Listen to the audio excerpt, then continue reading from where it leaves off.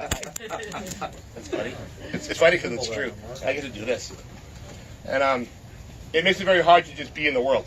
And when it goes on for years and years and years and years and years, your whole community kind of knows stuff about you, even if you're getting better and you're like, I don't want to be like this. And you do the work. Sometimes it's very hard to be okay when you're around lots of people who know shit about you.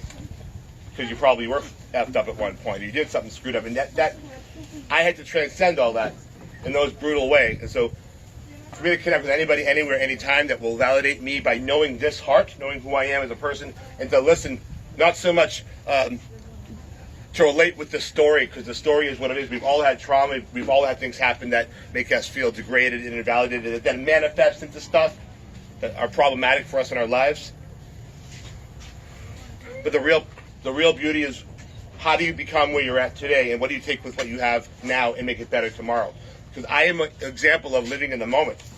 Because if I don't, I'm done. If I don't share, if I don't connect, if I don't share not just what effed me up so badly, but the transformation that I went through, and then about how I keep it going today, because I don't have to be here. And that's really what I'm going to tell you today. A bit about what happened. It was grotesque. It's okay. It happened. A bit about the transformation. And really what matters is how I'm here today.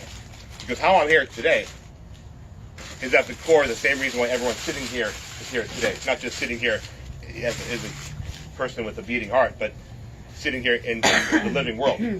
There's a very good reason why you survive what you survive. It's not random. All the shit that happens to you, all the shit that happened to me, I could be angry, I could be furious, or I could be grateful. So I can either spread that love and be known for that, or I can be the other thing. And sometimes I slip back into that because life is hard. But I'm always going to walk this path because I know the benefit that comes from it. I was born in 1973, and my parents were not very nice to me. I know factually that when I was 7 years old, and they recognized that their little kid that they created out of love, and most parents want to have a child. If they have a child for whatever reason, they most likely want to love that child. I'm certain my parents had me for that reason. I would have dealt that that's the case. My parents had no idea how to love their child because they weren't loved themselves as children, because they grew up in Boston in the early 1940s during World War II, and were from a Jewish background, and they just had to deal with their mothers just watching the news and reading the paper and listening to the radio about what's happening in Europe, Jewish people being slaughtered. It kind of conveyed this message of degradation, that you can just be disposed of, that you are extendable. You can just be thrown in the trash, and no one's going to protect you. No one's going to help you, and that's what it appeared. That's what happened to a certain degree. So I'm certain that my parents grew up in these environments where their mothers had to listen to these news reports and know there were people around the world just for no reason, killing people for no reason, exterminating people. And what does that mean about humanity? I'm certain my parents grew up in these environments where their mothers couldn't tell a little child, oh, they're killing people by the millions. They kept it in. And what happens when you keep it in? What happens when you keep it in is it gets out of control. You become different. Your behavior changes. You might start up doing whatever you do to cope with the pain because you didn't get it out. I know my parents were raised in environments that they were not loved. So when they had me, I'm certain they wanted to have a family, right? Do something good. Have a child. Do something of love. When I was 7 years old, and I said to people, there's something wrong with my parents. There's something wrong in our household. There's something wrong with what's going on here. I know there's something not right with my family. My parents would take me to see therapists and psychiatrists and say, oh, look at Craig. He's having problems. He's having these issues. He's defiant. I know factually this happened to me. I know factually that these mental health workers, these psychiatrists documented that I did not have any of these issues, that my parents needed help, and that I was reacting to their behavior. Because behind closed doors, when you were not nice to somebody, behind closed doors, when you were manipulative and you're a child and you're being used and hurt and taught that love is a commodity, you know? That you can have a glass of soda if you do this for me. that's how I grew up. So my parents had no idea how to love. So when I was a kid and they said, he's acting out, he's defiant, I actually knew there was something wrong. Most parents don't do that. Most parents don't not love their kids. If they do, there's something going on. So I knew that. And so upon being taken to these doctors and these people to examine me, and they wrote down that quote. Craig said there's something wrong with his parents. And he's reacting to their behavior. And so my parents, for 6 or 7 years, went through the process of finding different doctors and different therapists to say, look at Craig, he has a problem. He's the problem in our family. Each time they said, nope, he's not. You need help. You need to see a therapist yourself. I was acting in defiance because there's something going on. When you're abusing somebody and you're manipulating them and you react and then they point their finger at you, it's like what happened to me my whole life. I know it well. So by the time I was 14 years old, right, my parents, upon striking out for 7 years and finding a doctor who would say there was something wrong with me, they found someone who bought in. And I was put into a psychiatric hospital on April 13th, 1988. I have all my documentation because I worked in the mental health field for years, so I know what's up. I got my paperwork. I know what happened to me definitively. They actually got me out of trouble because I know my story and I can speak it and back it up. I know definitively that once again, they gave me this psychiatric examination, this evaluation, and the document states that I have no psychosis, no mental health issues, and that they're concerned about abuse at home. Ultimately, after 4 months in this facility, they gave me pills, right? And then I got sick, and the documents, Craig's getting sick from the pills. We're going to give him something to help him with that. And at that point, I was locked away for a year and a half or so in another residential facility, given diagnoses that don't even exist. In layman's terms, they diagnosed me with something called schizophreniform disorder with positive prognosis. It basically means Not even the DSM. It means temporary schizophrenia that will go away. What the hell? That's So I was locked in these facilities, and when they give you these heavy psychotropic drugs, let me just state here that this is my story. This is what happened to me. What your experience is fine. However you cope or however you deal, whatever it is you do, I'm not condemning you or how you deal with that. This is what happened to me. It gets me in a lot of trouble simply because I survived it and I can talk about it. Simply because I talk about what happened to me, there's a lot of negativity that comes at me. But with that said, we can handle this, right? We're all adults to some degree, and punk rock to some degree. We can handle this shit. I appreciate it. Okay, so it's not about condemning. It's just this is what happened to me, and you have your story too, and it's okay. And I just want people to know that it's okay to talk about that stuff. So I'll talk about mine, so you can know. That makes your life maybe easier, so you can get your shit addressed too. You can get your friends to know what happened to you. You get people to treat you better as well. My story: given these medications, locked in these facilities, taken away from my home, not knowing that my parents are facilitating the whole thing financially. It's insane. I use those words now. I can self-identify with whatever I want. I'm the king of my castle. I can call myself crazy if I want, so I'm going to do that. Call yourself whatever you want, it's fine. But insanity in my family, the things that my parents did, the steps they took to hurt me, it's real. It's real. In this facility, this is the horror piece I'm going to tell you. This is the thing that basically defined my experience. And I had to get through it to be okay. You're going to understand when I tell you why. In this facility, we saw the psychiatrist in the basement every week. I was having a reaction to the medication. And before I say anything more about this, I want to first say that however you feel about who you are in being in your body, however you express yourself, whatever changes you need to make you feel comfortable, respect to everybody. This is a touchy thing I'm about to say because it's really not okay that it happened to me, but I do want everyone to know that whoever you are, be who you are, respect it, I support it fully. In this situation, the medication I was given caused me to grow breasts, and I was 14 years old. I was a 14-year-old kid, and I had breasts, and I went to the doctor in this group home basement, this facility, and I said to him, I need help. In fact, it was the day before Thanksgiving holiday, 1988. I said, I need help. Like, look at me. Help me. And he said, don't worry about it. It's going to go away. I had 2 years, 2.5 years, I had breasts as a teenager. But it wasn't just that. I was locked in a facility. I was given these labels. I was like becoming bloated because of the medication. Everyone in my family was told I was sick.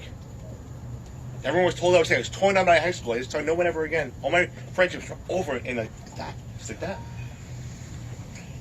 I had breasts. It caused my intestines to be blocked. I almost had to have surgery, but instead I had things up my ass, like, for days. Up my butt to, like, make me crap. My parts wouldn't work. I was 15 years old at this point. And in that office with a psychiatrist,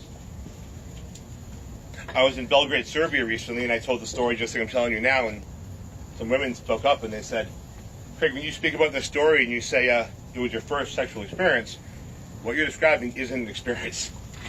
So I'm trying to transition to calling it what it is, because like we don't always identify things that happen to us as what they are, because we want to. Our society says downplay it, like don't talk about it.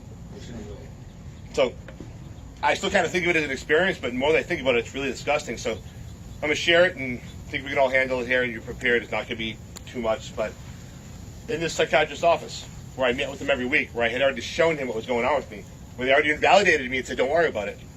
So when my parts aren't working and I'm like just completely being feminized in all sorts of weird, uncool ways, not by my choice at least, that is where one of the other people in the group home, just a woman, it's fine, it happened, but just fondled me and touched me, and I didn't want that because I was all fucked up. I had breasts, my butt was this thing, this, and that's my experience. I lived in a group home. I was basically made sick to live there. I was kicked out of my family, kicked out of my community, given labels, put in a center, forced to like have my body deformed, labels of psychiatric diseases that I don't have. The sexual humiliation, the isolation, and just basically being a shell of a person. Finally, I had surgery in 1991. They removed the whole thing. They said this would have been avoidable the whole time. They put me out into the community. I spent the next 15 years trying my best, trying to be my best version of me possible, trying to hold a job, trying to meet people, trying to have relationships, trying to work. I always did things with the punk rock community because that was my connection to the world. I could write to people. I could write letters. It didn't matter what was going on with me. It didn't matter what my experience was. It didn't matter that I was all fucked up. It didn't matter that I was all weird and creepy and all weird things that I am not now, things that I'm not, but I was. I was made sick. The pills made me sick. They made me act weird and strange, and I know that. And it was for the purpose of keeping me quiet, because when I was a kid, these things were happening to me. I knew something was not right with my family. I knew something wasn't right. I've always known when there are people in my world, in my reality, that are not okay. The empathy within me is so powerful that I can always tell far ahead. I can tell. You don't want to not love somebody because you can sense there's something not okay with them. You want to be empathetic. You want to love. You want to extend yourself. But I always had this radar. I always knew. I always knew. I always knew. I always knew. That was not okay for my family. I spent from 1991 through 2005 trying to be alive, not having proper relationships, not having friendships, just living in shit. In the mid-2000s, I hit rock bottom, much like in a park like this in front of a bunch of people who look like you, but instead of me being like listened to with respect and desire to connect and to know and to grow yourselves, and it was me being the crazy person and everyone's yelling at me, and this is different. And so it's nice that that's the case. In mid-2000s, public blowouts, I said, you know what? I can't handle this anymore. I can't live this life anymore. I don't know what's wrong with me. I don't know why I can't have proper relationships. I don't know why my relationships are not working socially. Why are these things happening? I feel all these things. Why is everything fucked up? And I said, you know what? This is it. I'm either going to live or I'm going to die. I'm going to live or I'm going to die. This is it. One last time. I'm done. My decision was to be done. Either I'm going to get better, I'm going to find a way, or I'm done. You know exactly what I'm talking about. Done. So, I went on the phone. I picked up the phone. It's okay. I found a therapist. I called her. I went to see her. She says to me, Craig, tell me about your life. And I said, I don't want to talk about it. She said, tell me about your life. I don't want to talk about it. She says to me, if you don't want to talk about it, you shouldn't be here. She changed my life in that moment. And she said, if you don't want to talk about it, you shouldn't be here. I told her my story. She responded by saying, I validate you for your experiences. It's legitimate how you have reacted to how you've been treated.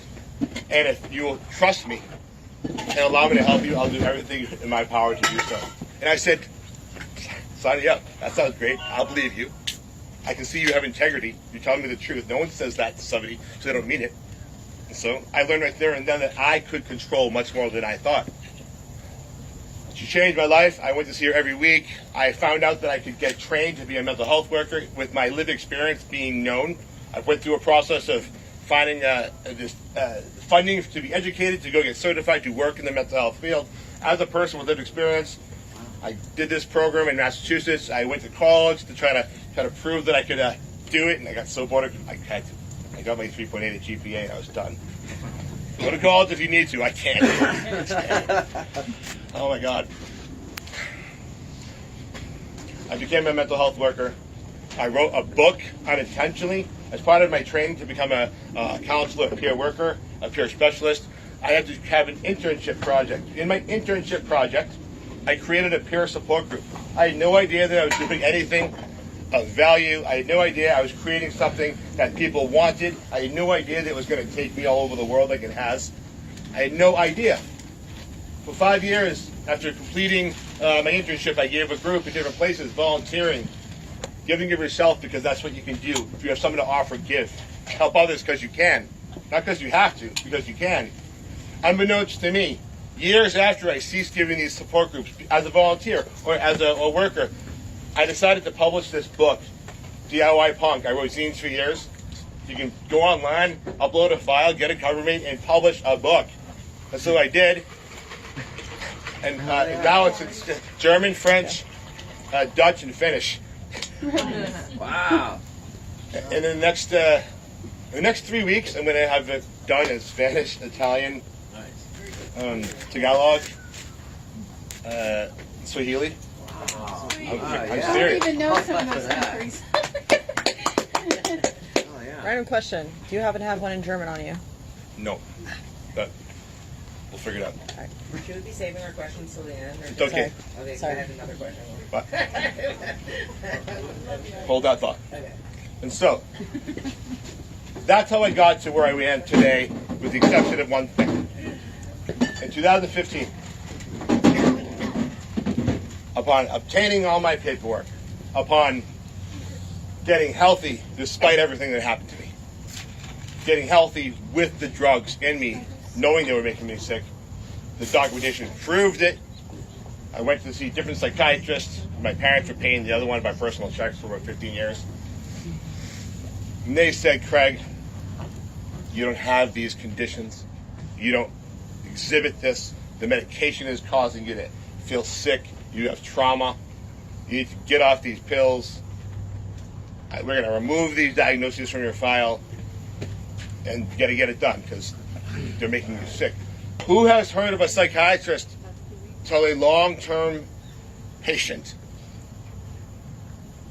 we need to become psychiatrists to hurt people, and we're sorry that people with our job title did this to you?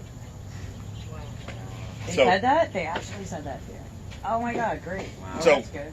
If you can imagine what that means to my life, from ever since I was a little boy until 2015, everyone who ever knew me knew somebody that I couldn't possibly have truly been. What kind of existence is this supposed to be? Like, what kind of world am I supposed to live in when everyone who knows me?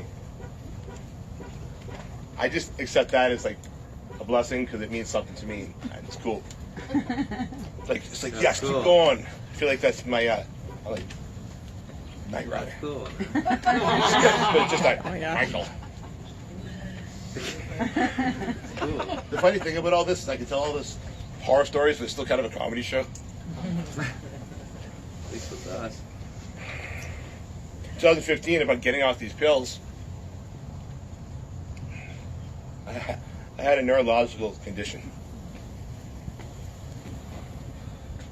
because of the toxins in my system, and I was alive for the first time. I was alive for the first time, and I just didn't. I lost like a period of maturity. Like I didn't mature because since I was like if you drink or you do drugs to excess when you're young, you don't mature, right? So I was giving these pills. I never matured.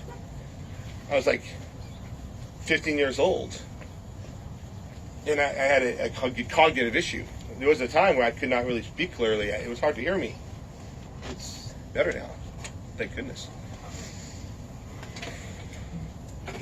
My whole world crashed. Oh yeah, publicly. But this time, I could say that I just went off my medication because I announced to everybody. They took me off this shit. And then I went crazy, right? And so, you're laughing because it's fucked up and it's also funny. And it's true. It's so fucked up it's funny. That's the only way. It's so fucked up it's funny. And so I just looked around and I watched my whole world burn down. It's like instead of people with the love in your hearts that I'm feeling, I hope you're going to start feeling more radiating from me as we move forward with the beautiful reality of why this all happened and how I became this and how you came as well. But in this case, everyone's watching me like this, watch my life burn down. I'm watching my life burn down in front of me, and everyone's here with me watching it. Instead of looking at me with this beauty, like we can learn, we can grow from this. I had to be able to go through this to be able to tell you that. I watched my whole world burn down, and everyone's with me watching. I mean, can you please help me? That's my house. That's my life. Help me. Like, I need help. I need help. Everyone's watching. But my house is on fire. That's all my stuff. That's everything I have. That's my life. Can you just get the hose? Like, can you help me? Can you help me put the fire out? Can you help me put the fire out? Can you get the fire extinguisher? Can you do something? You not just stand here and watch. Just watching. Like, I need help.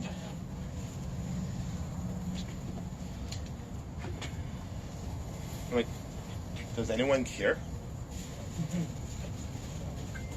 I smile because I survived it, not because it's funny.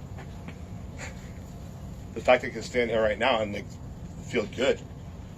I mean, look at this scenario for a second. This is fucking nuts. Okay, here's a guy talking like this, telling a horror story, but really going to turn into beautiful stuff. You're all out here. We just had this set up 3 days ago. We somehow have a grill. Okay, this is crazy. This is beautiful, but this is what's supposed to happen. Right on. So it's good, but it's also fucked up that it all happened. Why did this happen to me? Why would our society, why would my community, including punk rockers, including people who are good ethics, including people in my working community, I got slammed. And I had some employment issues because of it that are really not cool. I'm trying to transcend it because it's so disgusting. If I start talking about it, I actually get sick. When I tell you it's terrible, it is. I'm surviving. I haven't worked in 3 years. That's true. Well, actually, I haven't worked in the mental health field. I've done consulting in Europe, but not in America. I had a real painful thing happen in the mental health world in America. I'm a bit of a rebel, as you can tell. I prefer to do what's right over what the rules say. Mm-hmm. What kind of world are we going to live in when, in order to help people, we have to not help them? When we have to decide that these people are worthy of more assistance than these people? For what reason? Because they don't fit a certain what? Because they're not saying they're ready to do this, or they're still doing that. You don't think that because of your set of rules that's they don't not what? Like, what's wrong with you people? What is wrong with a system that actually is not invested in helping? Or you have to pay for it. Or you have to pay to get help. So amongst all my other challenges with the cognitive issue and just me being me and the employment thing, being a rebel and being a person who said, no, this is not right. You must treat people with respect. You must make sure people are safe. You must ensure that people are treated with love and not abuse, because that's what our system does. I just became a little bit unwelcome. I have a great success. I am a great success. I am a success story that was in the process of being written. But I am actually writing the book as I go.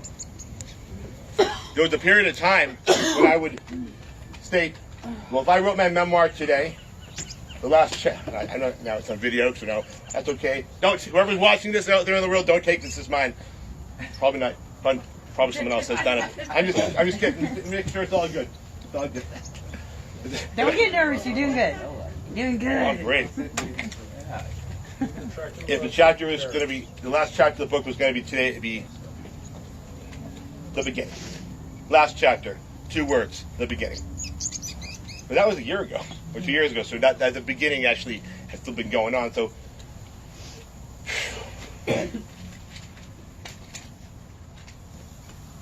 there's no right or wrong way to tell your story. There's no right or wrong way to be. I don't have to read off a script. When you come up from the fire, you stop giving a fuck. How did I get better? I had to stop giving a fuck. I had to forgive. I lost nearly everything I had in the past 3 years. I lost nearly everything I had. My home, my cat, someone I love deeply, most of my stuff, most of all my belongings, most of my clothes, pretty much everything. And guess what tomorrow is? What? You don't know. It's my 1 year anniversary of not having a home and not seeing my cat. So the reality that I could be here with all of you. And I spent the past year traveling in Europe, doing workshops like this in all sorts of places for the purpose of healing and connecting. The fact I could be here with all of you on this difficult weekend Thank you. is, for me, beautiful. Thank you. Thank you. Yeah. Thank you.